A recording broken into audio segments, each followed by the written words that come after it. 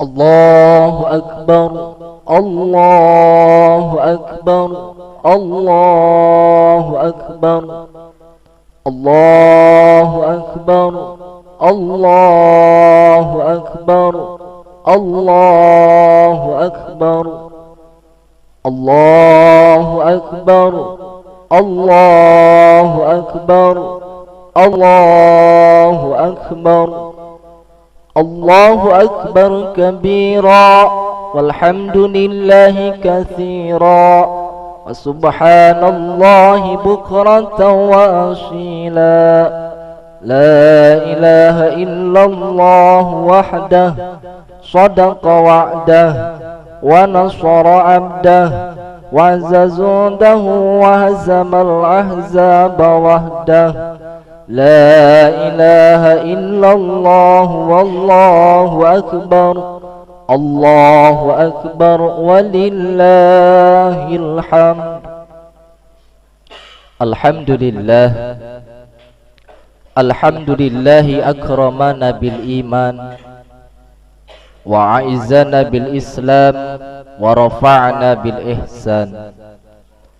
Asyhadu an la ilaha illallah wahdahu la syarika lah, wa asyhadu anna sayyidana Muhammadan abduhu wa rasuluhu alladzi la nabiyya wa la rasula ba'dah. Allahumma salli wa sallim ala sayyidina Muhammad salatan tuballighuna biha hajja baitikal haram wa ziyarata qabri nabiyyika alaihi salatu wassalam bilutfin wa afiyatin wa salamatin wa bulughil maram wa ala alihi wa sahbihi wasallim. Qalu subhanaka la ilma lana illa ma 'allamtana innaka antal alimul hakim.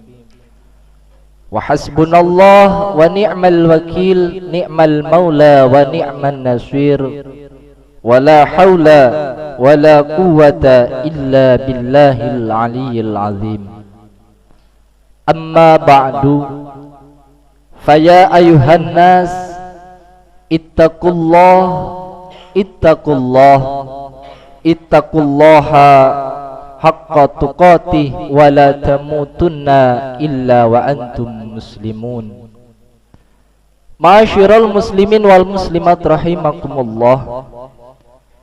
Hari ini tepat setelah 9 hari kita berjuang di permulaan awal bulan Dzulhijjah untuk mendapatkan cinta dan perhatian Allah Subhanahu wa taala, sebagaimana diisyaratkan oleh baginda Nabi sallallahu alaihi wasallam melalui sabdanya yang artinya tidak akan ditemukan dalam perputaran hari selama setahun saat amal soleh dikerjakan di hari itu nilainya lebih tinggi di sisi Allah dan naik statusnya menjadi dicintai oleh Allah Subhanahu wa taala.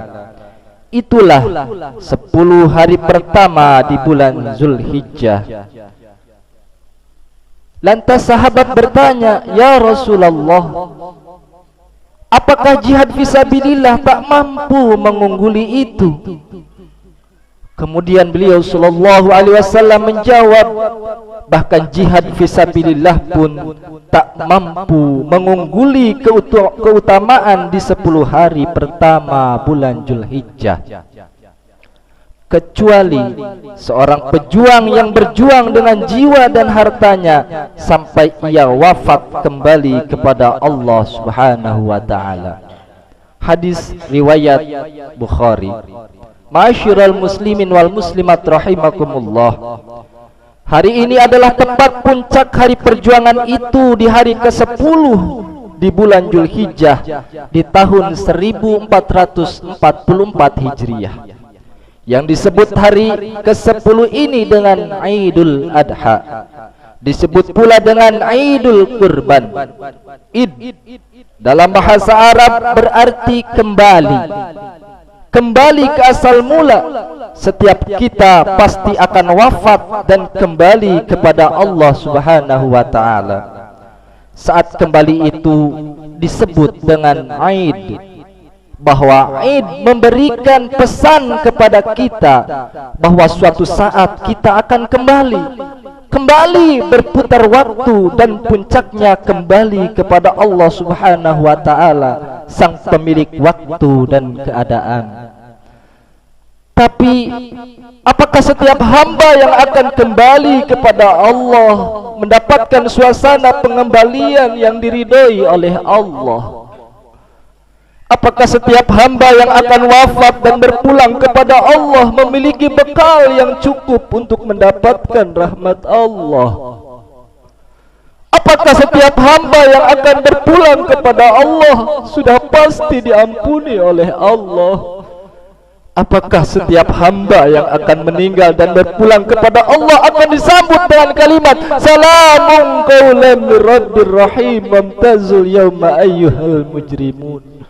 Apakah akan disambut dengan ya ayatuhan nafsul mutmainnah irji'i ila rabbiki radiyatan mardiyah fadkhuli fi ibadi wadkhuli jannati?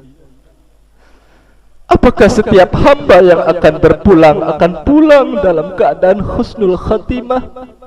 Allahu akbar, Allahu akbar, Allahu akbar, walillahil hamd. Ma'asyiral muslimin wal muslimat rahimakumullah.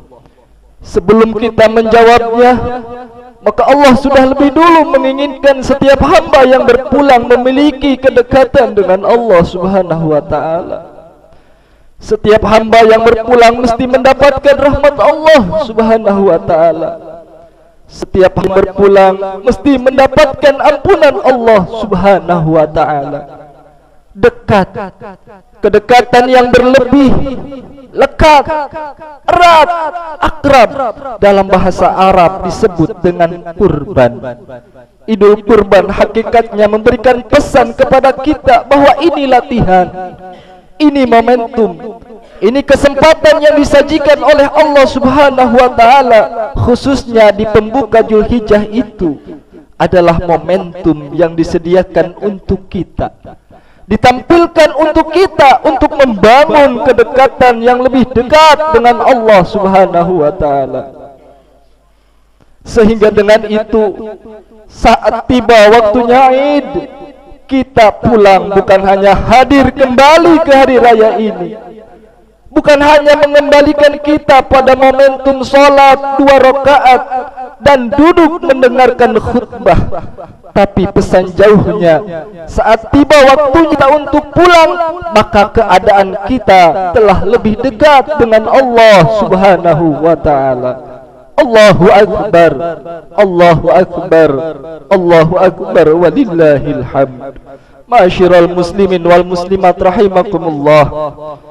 Untuk melahirkan sifat kurban yang berkualitas itu, maka Allah memberikan kesempatan pada setiap hamba untuk menempuh 3 jalan yang berbeda jalannya, tapi serupa isinya, serupa esensinya, serupa tujuannya, serupa maksudnya.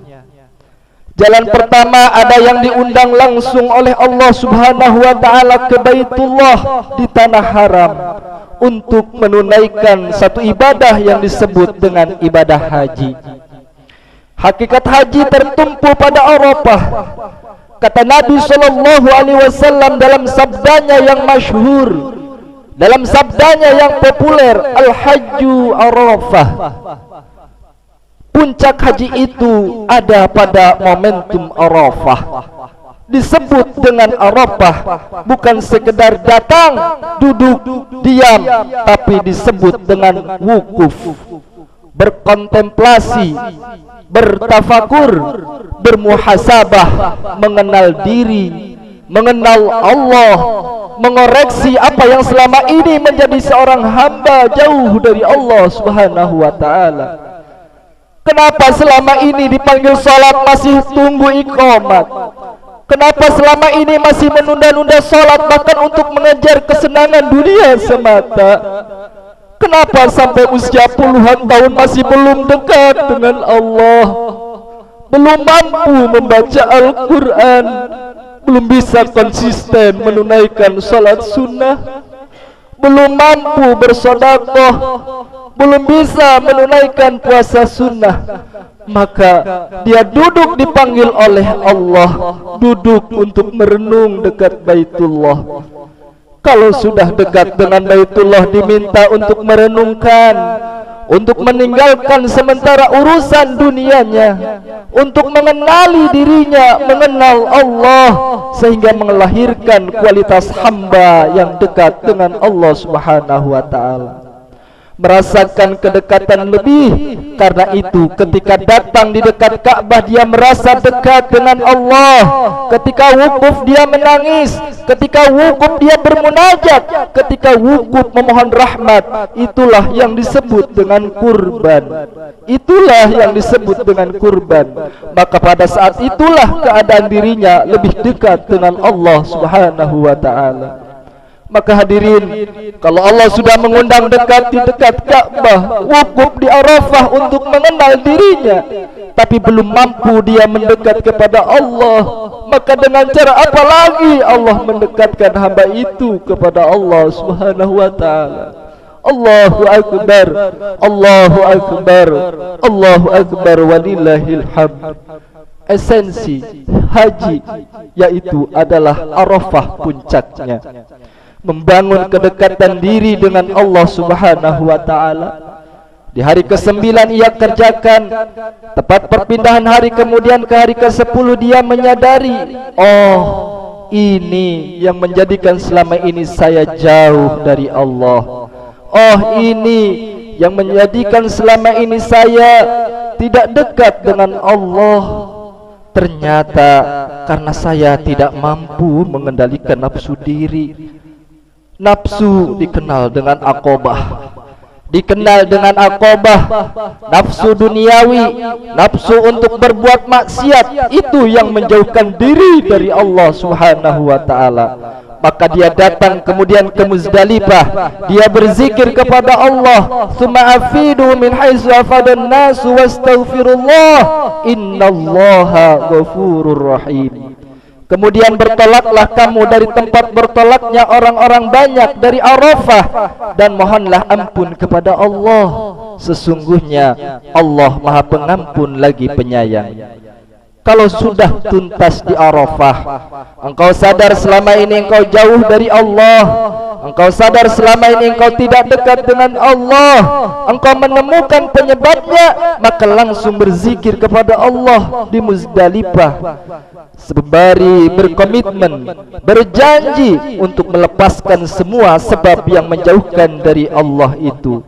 Maka datanglah ia ke Jamarat, ia lempari semua sebab itu yang bersumber dari dalam dirinya, disebutlah dengan aqobah. Seraya ia mengucap sambil melontar jumrah, Bismillahi Allahu Akbar, Bismillahi Allahu Akbar, Bismillahi Allahu Akbar. Maka lepaslah semua sebab-sebab yang menjadikan sebelumnya ia jauh dengan Allah. Dan setelah lontaran itu, dia semakin dekat dengan Allah, dan dia berjanji kepada Allah menghadap ke arah kiblat. Dia katakan, "Inni wajjahtu wajhiya lillazi fatara samawati wal arda hanifan muslima wa ma ana minal musyrikin. Inna salati wa nusuki wa mahyaya wa mamati lillahi rabbil alamin. La syarika lahu wa bidzalika umirtu wa ana minal muslimin wa ana awalul muslimin." Ya Allah, sejak hari ini aku pasrahkan diriku, aku pasrahkan diriku untuk lebih dekat denganmu. Aku bersaksi menghadapkan diriku kepadamu, penguasa langit dan bumi semesta alam. Aku berjanji ya Allah, sungguh seluruh salatku, ibadahku, manasikku, bahkan hidupku, bahkan wafatku, bila pun engkau wafatkan aku di tempat ini, di tanah haram ini, aku berjanji akan menjadi muslim yang baik, tidak akan pernah menyekutukanmu. Sejak detik ini aku pasrahkan hidupku untuk menjadi muslim yang patuh kepadamu. Maka hadirin, maka saat pulang ia ke tempat asalnya, ke negeri asalnya, hilanglah sifat-sifat buruknya, berganti sifat baiknya. Sifat baik yang lahir setelah buruknya sirna disebut dengan birrun, melekat kepada dirinya disebut dengan mabrurun. Maka disebutlah oleh Nabi sallallahu alaihi wasallam, al-hajjul mabrur laisa lahu jazaa'un illal jannah. Haji yang bisa merubah pelakunya menjadi lebih baik, haji yang bisa merubah pelakunya lebih dekat dengan Allah dan mempertahankan itu sampai ia wafat, maka tidak ada pahala yang setimpal, balasan yang serupa pada dirinya, kecuali Allah siapkan surga untuknya dan dipanggil dengan panggilan yang indah di akhir hidupnya. Ya ayyatuhan nafsul mutmainnah, irji'i ila rabbiki radiyatan mardiyah, fadkhuli fi ibadi wadkhuli jannati. Allahu akbar, Allahu akbar, Allahu akbar, walillahil hamd. Semoga Allah menjadikan para jemaah haji kita seluruhnya tanpa terkecuali menjadi hajan yang mabruran. Amin amin ya Allah ya rabbal alamin. Yang kedua, Allah memahami, Allah mengerti ada sebagian hamba yang belum mampu atau bahkan belum mendapat kesempatan untuk mendapatkan bagian yang pertama tadi, yaitu berangkat haji. Maka oleh Allah diberikan kesempatan kedua yang berbeda caranya, tapi sama isinya, sama esensinya. Bahkan ibadahnya pun disebut dengan ibadah yang serupa dengan ujung asalnya dan akhirnya, yaitu kurban. Maka disebutlah ibadah yang kedua dengan ibadah kurban, al-udhiyah nama lainnya. Bahkan diserupakan isinya, esensinya oleh Nabi sallallahu alaihi wasallam. Jika yang di Mekah sana mengenakan pakaian ihram, lembaran seperti kain kafan, diberikan kemudian penguatan, hai kamu yang mengenakan pakaian ihram, dengan mengenakan pakaian ihram, hai engkau muhrim, tinggalkan yang haram, jauhi yang dilarang, jangan potong kuku dulu, jangan potong rambut dulu, karena Allah berkenan akan mengampuni seluruh dosa yang melekat pada tubuhmu dari ujung kepala sampai ujung kaki. Jangan sampai sebelum diampuni terlepas itu semua. Dengan pakaian ihram itu engkau berjanji, berkomitmen sejak detik itu meninggalkan segala yang dilarang. Maka yang berkurban saat ia telah menyiapkan hewan kurbannya, disabdakan oleh Nabi sallallahu alaihi wasallam, jika ada di antara anda yang telah memasuki awal Zulhijjah dari 1 sampai tanggal 10 itu dan berkenan untuk ikut ibadah kurban, mempersembahkan ibadah melalui hewan kurban, maka kata Nabi, saat dia sudah menyiapkan dan meniatkan hewan kurbannya, jangan dulu potong rambut yang melekat pada seluruh tubuhnya, jangan dulu cukur itu, jangan dulu potong kuku yang melekat pada seluruh jemari tangan dan kakinya. Apa yang diinginkan oleh sabda Nabi ini? Agar ia mendapatkan keserupaan dengan orang yang mengenakan pakaian ihram, supaya Allah berkenan mengampuni dosa-dosanya dari ujung kepala sampai dengan ujung kakinya. Karena itulah ketika yang mengenakan pakaian ihram selesai wukuf, dia datang kemudian ke Muzdalifah, ke Jamarat, dia melontar jumrah, dia katakan bismillahi Allahu akbar. Bukankah yang menyembelih hewan di sini mengatakan kalimat yang sama ketika senjata sudah terhunus di lehernya, bismillahi Allahu akbar. Kalau orang yang mengenakan pakaian ihram selesai melontar menghadap ke arah kiblat, mengatakan inni wajjahtu wajhiya lilladzi fataras samawati wal arda hanifan muslima wa ma ana minal musyrikin. Inna salati wa nusuki wa mahyaya wa mamati lillahi rabbil alamin. La syarika lahu wa bidzalika umirtu wa ana minal muslimin. Bukankah Nabi SAW menyampaikan kepada kita bahwa orang yang berkurban setelah disembeli hewan kurbannya hendaknya ia menghadap ke arah kiblat, bermohon kepada Allah apa yang ia mohonkan, kalimat yang sama dengan orang yang berhaji yang telah melontar jumrah, yaitu inni wajjahtu wajhiya lilladzi fataras samawati wal arda hanifan musliman wa ma ana minal musyrikin.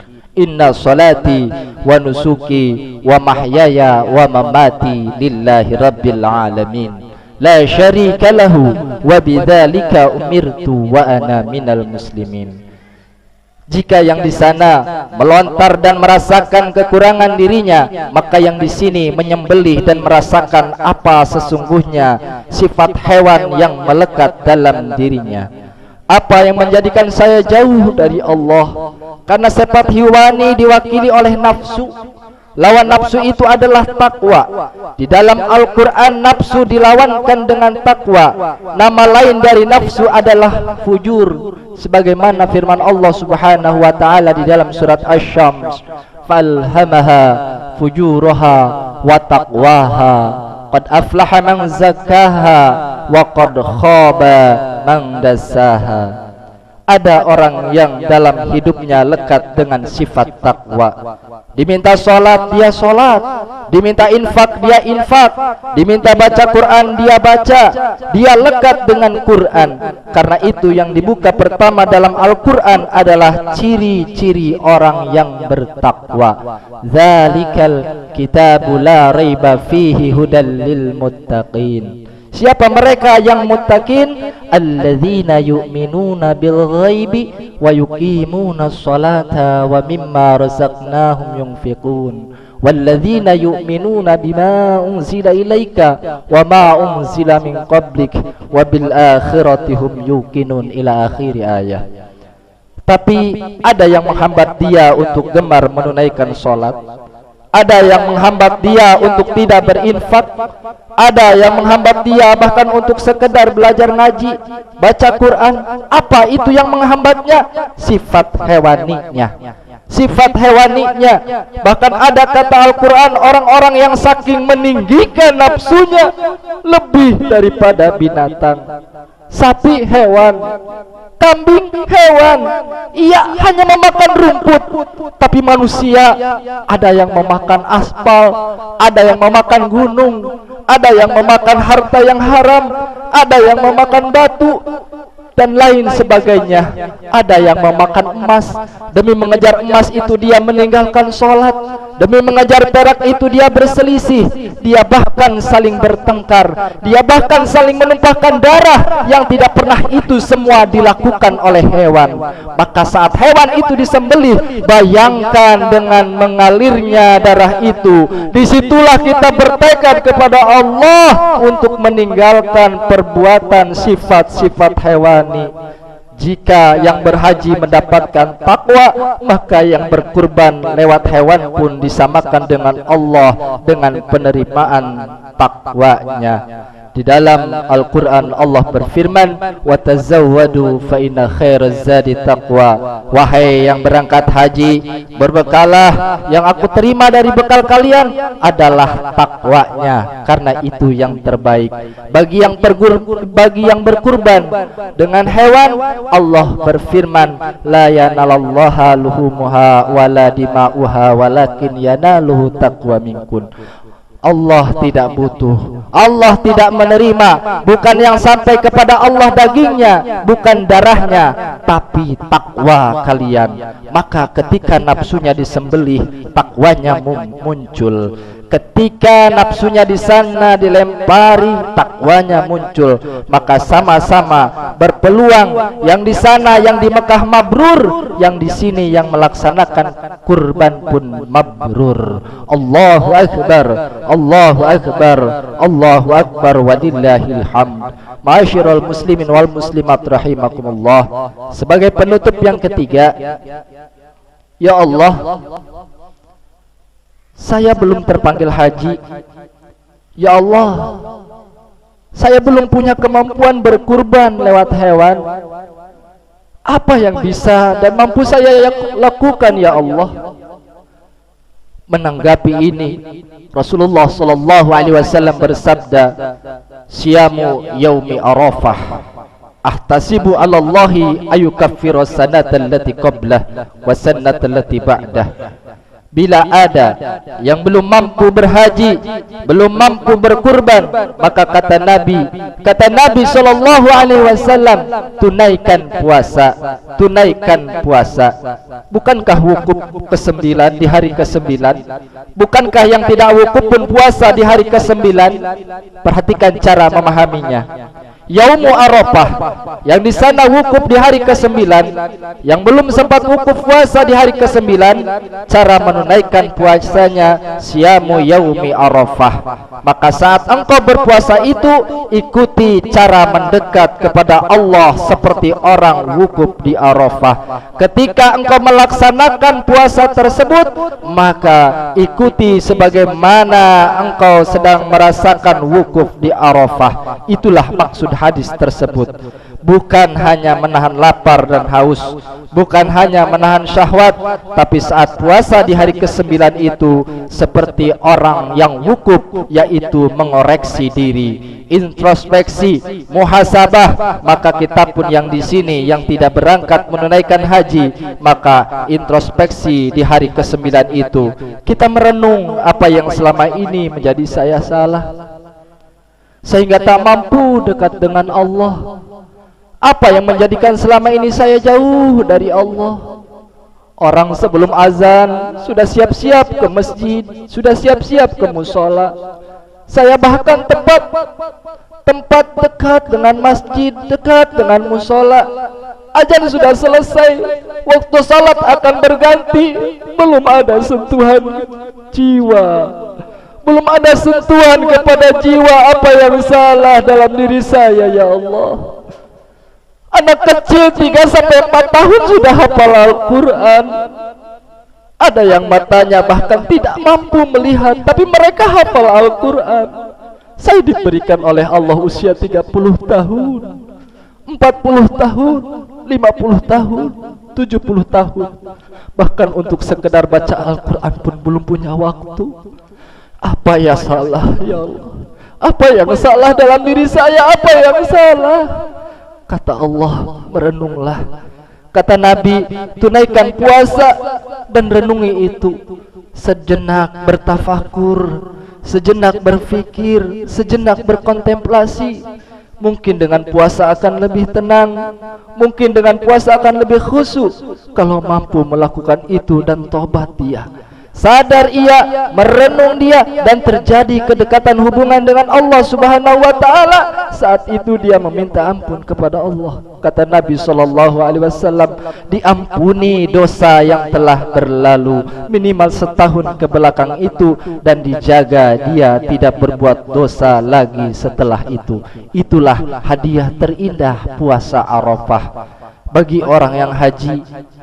Takwa. Orang yang kurban lewat hewan disebut dengan takwa, dan orang yang berpuasa pun pada ujungnya adalah takwa. Bukankah ayat tentang puasa ditutup dengan kalimat la kama kutiba alal ladzina min qablikum la'allakum tattaqun? Allahu akbar, Allahu akbar, Allahu akbar, walillahil hamd. Masyirul muslimin wal muslimat rahimakumullah. Tinggal kini kita harus mampu menempatkan diri kita di mana kita diinginkan oleh Allah dan Rasulullah sallallahu alaihi wasallam. Apakah berhaji? Apakah kurban lewat hewan? Ataukah dengan kemarin kita berpuasa? Maka buktikan dengan semua itu kita berhasil dengan pilihan itu dan menjadi lebih dekat dengan Allah Subhanahu wa taala. Jangan sampai mengorbankan hewan tapi tak menjadikan lebih dekat dengan Allah Subhanahu wa taala. Naudzubillah. Karena saat nanti hewannya disembelih, menghadaplah ke kiblat, duduk dengan tenang, berdoa kepada Allah dan mohon ampunan. Yang berhaji kita doakan juga semoga menjadi haji yang mabrur dan mabrurah. Yang mesti diingati, Idul Kurban bukan sekedar mengembalikan kita dekat dengan Allah, tapi juga menyadarkan kita hai kamu itu sesuatu saat akan pulang kepadaku, engkau akan meninggal, kata Allah, engkau akan wafat, maka mumpung masih hidup, bangun kedekatan dengan Allah Subhanahu wa ta'ala. Jangan sampai setelah wafat termasuk golongan yang menyesal, yang dikatakan dalam Allah, akhartani ila ajalin qarib fasaddaq wa aku minas solihin. Ya Allah, berikan kesempatan aku sedikit saja, sekali lagi, walaupun hanya beberapa detik saja, tidak masalah. Aku ingin memperbaiki hidup, ingin beramal soleh. Namun sayang, kesempatan itu telah sirna. Maka kalau kita telah menyadari itu, bertakbirlah. Kalau belum sadar juga, merenunglah. Ada 3 hari tasyrik setelah ini, karena 3 hari tasyrik hakikatnya adalah hari perenungan, hari berkontemplasi. Kenapa Idul Adha disebut hari raya agung dan lebarannya sampai 3 hari? Karena Idul Adha adalah hari perenungan, hari puncaknya tahun Hijriah, penutup bulan Hijriah untuk menuju tangga tahun berikutnya. Sebagai media untuk dari Allah, sebagai cintanya Allah kepada hambanya, untuk dijadikan di 3 hari raya ini untuk terus bertafakur dan merenung. Sebagaimana kata Allah, wadhkurullaha fi ayyamin ma'dudat, dan berzikirlah dengan menyebut nama Allah dalam beberapa hari yang berbilang, yakni hari tasyrik. Kalau belum sadar juga, kita akan pulang. Belum ngerti juga sampai hari ke-10 ini, maka 3 hari ini mari sama-sama kita terus merenungi diri. Karena 3 hari tasyrik itu disebut juga dengan hari Muna, hari berharap supaya lebih baik, hari berharap dekat dengan Allah, hari berharap menjadi hamba yang lebih baik dan dekat dengan Allah Subhanahu wa ta'ala. Disitulah kita memperbanyak takbir, disitu kita kemudian memperbanyak mengharap rahmat Allah Subhanahu wa ta'ala. Allahu Akbar, Allahu Akbar, Allahu Akbar, walillahil hamd. Masyarul muslimin wal muslimat rahimakumullah. Akhirnya semoga amalan-amalan ibadah kita diterima oleh Allah Subhanahu wa ta'ala, menjadi wasilah mendapatkan ridhonya dan pengampunan daripada Allah Subhanahu wa ta'ala. A'udzubillahi minasyaitonir rajim. Bismillahirrahmanirrahim. Al-yawma akmaltu lakum dinakum wa atmamtu alaikum ni'mati wa raditu lakum islam madina. Wa qala Allah ta'ala aidan wal asr innal insana lafi khusr illa alladhina amanu wa amilus solihati wa tawasaw bil haqqi wa tawasaw bis sabr. Barakallahu li wa lakum bima fihi minal ayati wal qur'anil hakim wa taqabbal minni wa minkum tilawatahu innahu huwas samiul alim. Aqulu qawli hadza fastaghfirullaha li wa lakum wa liwalidayya wa walidikum wa li jami'il muslimina wal muslimat fastaghfiruhu innahu huwal ghafurur rahim.